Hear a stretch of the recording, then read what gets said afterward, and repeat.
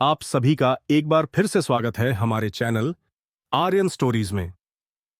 आज हम आपके लिए लेकर आए हैं भगवत गीता का पहला अध्याय, जिसे अर्जुन विषाद के नाम से भी जाना जाता है।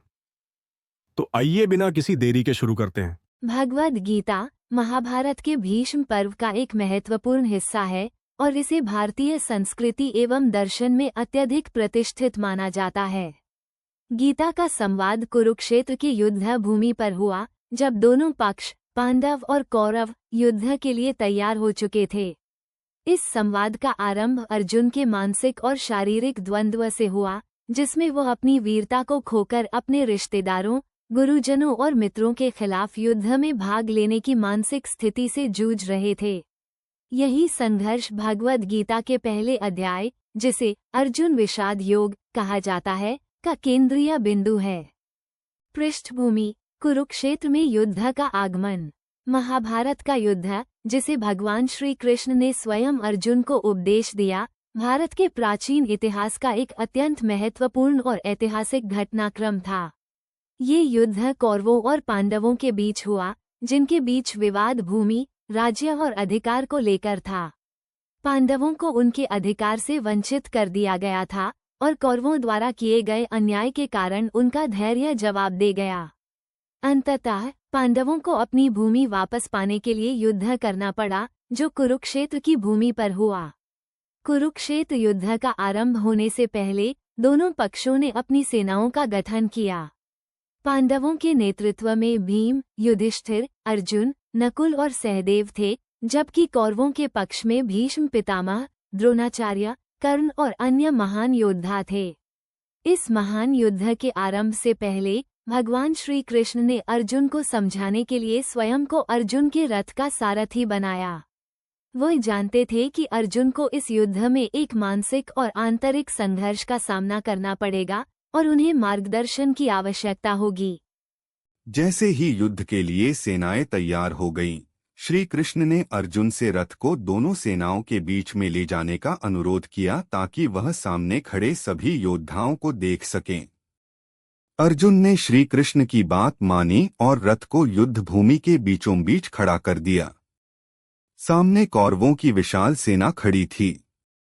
अर्जुन ने अपनी आंखों से उन सभी योद्धाओं को देखा और धीरे धीरे उनका चेहरा और हृदय मुरझा गए।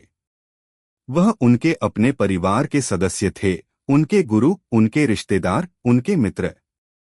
इस दृश्य ने अर्जुन के मन को अत्यंत विचलित कर दिया।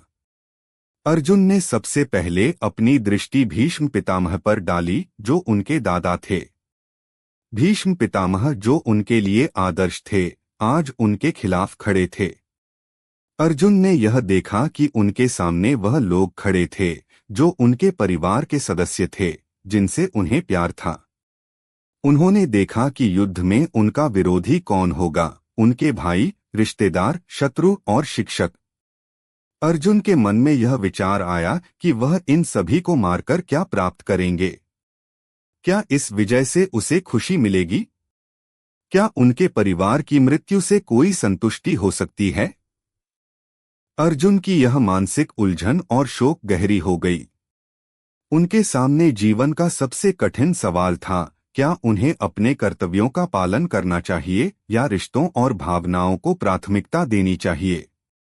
उनका दिल टूट चुका था और उनके भीतर युद्ध के प्रति कोई उत्साह और साहस नहीं था।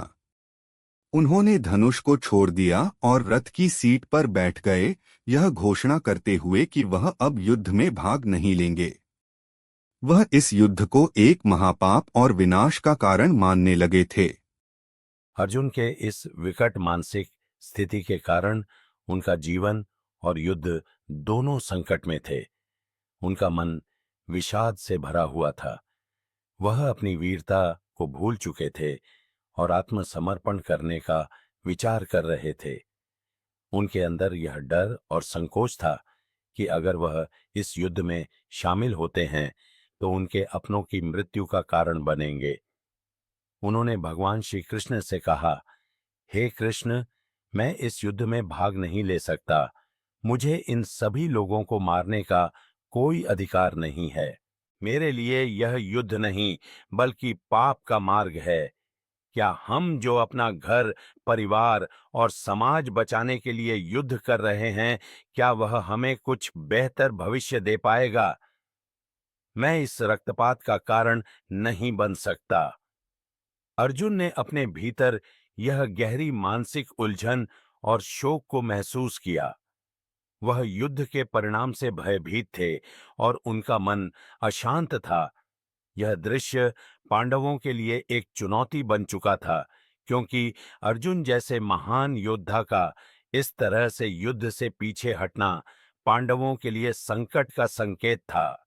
अर्जुन का यह गहरा विषाद और मानसिक द्वंद्व गीता के पहले अध्याय में प्रमुख रूप से प्रकट हुआ। अर्जुन का विषाद देख श्री कृष्ण ने उसे समझाना शुरू किया। भगवान श्री कृष्ण ने अर्जुन को न केवल उसकी कर्तव्य निष्ठा का बोध कराया, बल्कि जीवन के गहरे दृष्टिकोण और धर्म के बारे में भी बताया। श्री कृष्ण ने कहा, अर्जुन, तुम एक क्षत्रिय हो, तुम्हारा कर्तव्य युद्ध करना है, यह तुम्हारे जीवन का उद्देश्य है।